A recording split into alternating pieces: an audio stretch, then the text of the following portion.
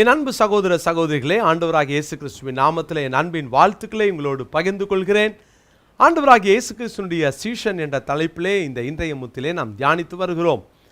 இந்த நாளிலும் கூட இயேசு கிறிஸ்துவினுடைய சீஷன் எப்படிப்பட்டவனாக இருக்க வேண்டும் என்பதை ஆண்டவர் இன்றைக்கு நமக்கு கற்றுக் கொடுக்க விரும்புகிறார். வேதத்தில் ஒரு வசனத்தை நான் வாசிக்கிறேன். யோவான் சுவிசேஷம் 13ஆம் அதிகாரத்தின் 35வது வசனம் நான் வாசிக்கிறேன். நீங்கள் ஒருவரில் ஒருவர் அன்புள்ளவர்களாய் இருந்தால் அதனால் நீங்கள் என்னுடைய சீஷர்கள் என்று எல்லாரும் அறிந்து கொள்வார்கள் என்றார். சீஷர்களை பார்த்து சொல்லுகிறார், நீங்கள் ஒருவரில் ஒருவர் அன்புள்ளவர்களாய் இருந்தால் நீங்கள் என்னுடைய சீஷர்கள் என்பதை உலகத்தார் அறிந்து கொள்வார்கள். ஆண்டவராகிய இயேசு கிறிஸ்துவினுடைய பிள்ளைகள் ஒருவரில் ஒருவர் அன்பாயிருக்க, சீஷர்கள் ஒருவரில் ஒருவர் அன்பாயிருக்க இயேசு கேட்டுக்கொள்கிறார். அருமையானவர்களே, கடைசி நாட்களிலே அன்பு தணிந்து போகும். அன்பு தணிந்து போகும். ஒரு நாள் ஒரு குறிப்பிட்ட ஒரு சகோதரனை நான் கடிந்து கொண்டேன் ஒரு தவறு செய்ததற்காக. அப்போ இன்னொருவர் சொன்னார், பிரதர் நீங்கள் கடிந்து கொண்டிருக்கக்கூடாது, வேணால் வேதம் அன்பு காட்ட சொல்லுகிறது. ஒரு காரியத்தை அநேகர் தவறாய் புரிந்து கொள்வதுண்டு. அதாவது கண்டிப்பும் அன்பிலே பிறக்கிறது என்பதை மறந்துவிடவே கூடாது. அன்பு இருந்தால் தான் கண்டிப்பு இருக்கும். இயேசு கிறிஸ்து கடிந்து கொண்ட இடங்களிலெல்லாம் அவர் அன்பினால் தான் கடிந்து கொண்டார் என்பதை மறந்துவிடவே கூடாது. கண்டிப்புக்குள்ளாக அன்பு இருக்கும். எரிச்சலுக்குள்ளாக அன்பை நீங்கள் பார்க்க முடியாது. ஒரு அப்பா தன் பிள்ளை மேலே கோவப்படும் போது கூட அங்கே அன்பை நீங்கள் கவனிக்கலாம். பிரியமானவர்களே, அந்த அன்பை ஒரு நாளும் உங்கள் வாழ்க்கையில் நீங்கள் விட்டு கொடுத்துறாதீங்க. உங்கள் வாழ்க்கைக்குள்ளே உங்களுடைய சக மனிதர்கள், விசுவாசிகள், அங்கே ஒவ்வொருவருக்குள்ளே நீங்கள் அன்பு செலுத்த கற்றுக்கொள்ளுங்கள். அந்த அன்பு ஒரு பக்கம் கண்டிக்கும், ஒரு பக்கம் ஏற்றுக்கொள்ளும், ஒரு பக்கம் அணைக்கும், ஒரு பக்கம் அந்த அன்பு மன்னிக்கும்.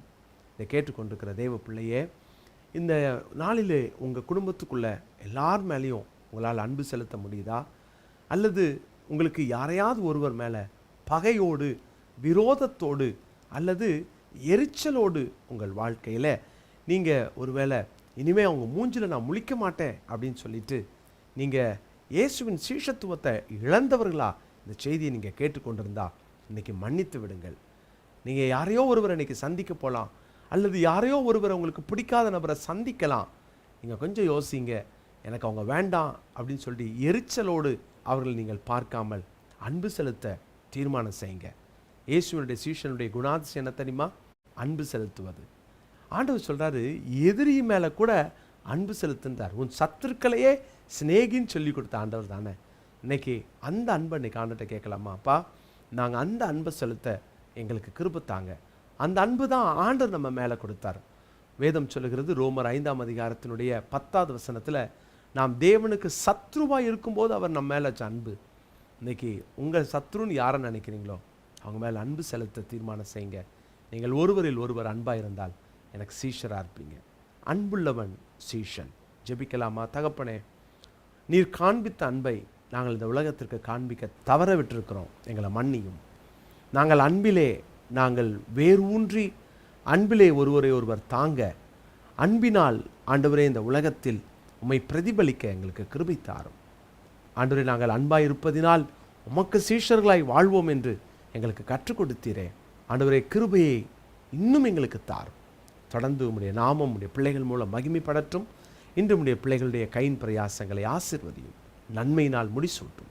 இயேசுவின் நாமத்தினாலே ஜெபிக்கிறோம் நல்ல பிதாவே, ஆமென். அன்பு சகோதர சகோதரிகளே, ஆண்டவராகிய இயேசு கிறிஸ்துவின் நாமத்தில் என் அன்பின் வாழ்த்துக்கள். விக்டோரியஸ் மினிஸ்ட்ரிஸ் பைபிள் இன்ஸ்டியூட் மூலமாக 9வது அணி, இந்த 9th பேட்ச் பிடிஹெச்சுக்கான இந்த வகுப்பை துவங்கவிருக்கிறோம். இது 3 ஆண்டுகள் இரவு செவ்வாய் மற்றும் புதன்கிழமைகளிலே இரவு 7:30 மணிக்கு துவங்கி 8:45 மணி வரை நடைபெறும். இது ஜூம் மூலமாய் நடைபெறுகிற வகுப்புகள். ஸோ இதை பார்க்குறவங்க இதை மற்றவர்களுக்கு நீங்கள் அனுப்பி வைங்க. இது அநேகர் இதன் மூலமாய் பயன்பெற்று கர்த்தருடைய கிருபையினாலே 8 அணியினர் இதில் படித்து, சிலர் படித்து முடித்து பட்டம் பெற்றிருக்கிறாங்க. இன்னொரு நல்ல செய்தியை சொல்லுகிறேன். இதோடு கூட எம்டி வகுப்புகளையும் நாங்கள் துவங்கவிருக்கிறோம். எனவே நீங்கள் இதில் கலந்து கொள்ளலாம். பிடிஹெச் 3 வருடங்கள் முடித்தவர்கள். இது 2 வருஷ கோர்ஸ் தான். இது திங்கட்கிழமை இரவும் வியாழக்கிழமை இரவும் நடைபெறும். எனவே இதில் நீங்கள் கலந்து கொண்டு படிக்கலாம். கர்த்தருடைய பிள்ளைகளை தரமான நீண்ட அனுபவம் உள்ள நல்ல ஆசிரியர்களை கொண்டு நாங்கள் நடத்தி வருகிறோம். தவறாமல் இதில் கலந்து கொள்ளுங்க. உடனடியாக கீழே காண்கிற அந்த ஃபோன் நம்பர் மூலமாக நீங்கள் தொடர்பு கொண்டு நீங்கள் இதனுடைய அட்மினோட நீங்கள் பேசி மற்ற காரியங்களை நீங்கள் தெரிந்து கொள்ளலாம். நீங்கள் உடனடியாக கலந்து கொள்வதற்கு உங்களை நான் உற்சாகப்படுத்துகிறேன். நிச்சயமாய் இந்த வகுப்புகள் உங்களுக்கு பிரயோஜனமாய், கண் திறப்பாய், உங்கள் வாழ்க்கையை மாற்றக்கூடியதாய், கர்த்தருக்காய் நீங்கள் எழுந்து எரிந்து பிரகாசிப்பதற்கு பிரயோஜனமாய் இந்த வகுப்புகள் இருக்கும். மாற்றமே இல்லை. உடனே கலந்து கொள்ளுங்கள். கர்த்தர் உங்களை ஆசீர்வதிப்பார்.